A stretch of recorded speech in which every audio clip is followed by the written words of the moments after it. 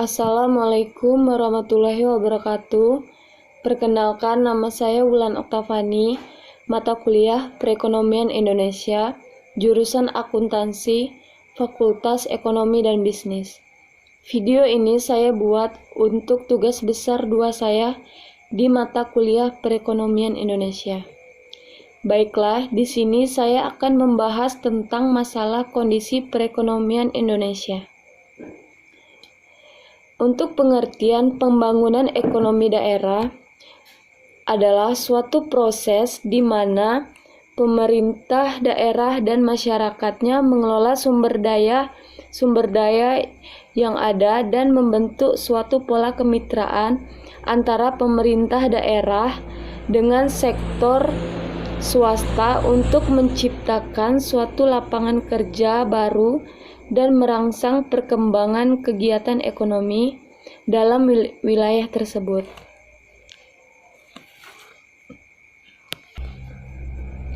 Secara umum, pembangunan otonomi daerah adalah suatu proses di mana pemerintah daerah dan seluruh komponen masyarakat mengelola sumber daya yang ada dan membentuk suatu pola kemitraan untuk merangsang perkembangan dalam daerah.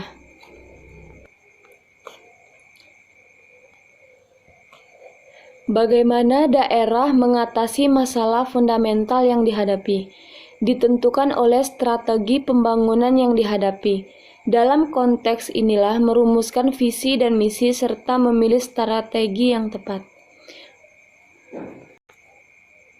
Misi otonomi daerah adalah yang diatur dalam Undang-Undang Nomor 22 Tahun 1999 dan Undang-Undang Nomor 25 Tahun 1999 bukan hanya keinginan untuk melimpahkan kewenangan dan pembiayaan dari pemerintah pusat ke pemerintah daerah, tetapi lebih penting adalah keinginan untuk meningkatkan efisiensi dan efektivitas pengelolaan sumber daya keuangan, kesejahteraan, dan pelayanan kepada masyarakat.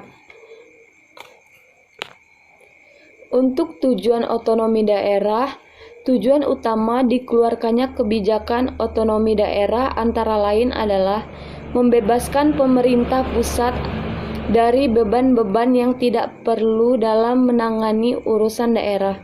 Dengan demikian, pusat berkesempatan mempelajari, memahami, merespon berbagai kecenderungan global dan mengambil manfaat daripadanya. Pada saat yang sama, pemerintah pusat diharapkan lebih mampu berkonsentrasi pada perumusan kebijakan makro yang bersifat umum dan mendasar. Adapun tujuan pemberian otonomi kepada daerah adalah sebagai berikut. Yang pertama, peningkatan pelayanan dan kesejahteraan masyarakat yang semakin baik. Yang kedua, pengembangan kehidupan demokrasi. Ketiga, keadilan. Keempat, pemerataan. Kelima, pemeliharaan hubungan yang serasi antara pusat dan daerah serta antar daerah dalam rangka ketuhanan NKRI. Keenam, mendorong untuk memperdayakan masyarakat. Ketujuh, menumbuhkan prakarsa dan kreativitas, meningkatkan peran serta masyarakat, mengembangkan peran dan fungsi Dewan Perwakilan Rakyat Daerah.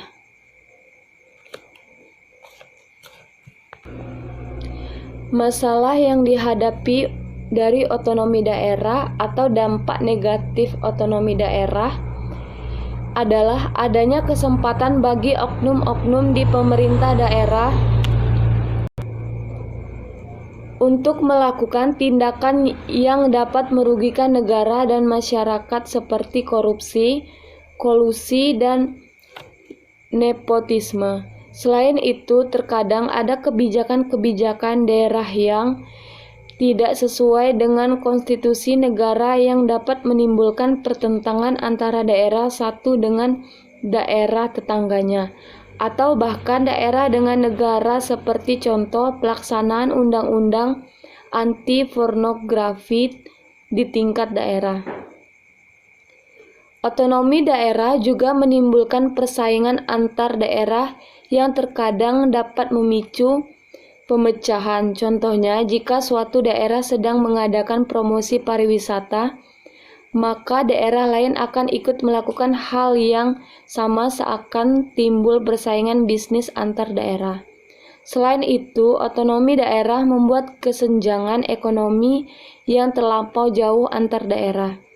Daerah yang kaya akan semakin gencar melakukan pembangunan, sedangkan daerah pendapatannya kurang akan tetap begitu-begitu saja, tanpa ada pembangunan.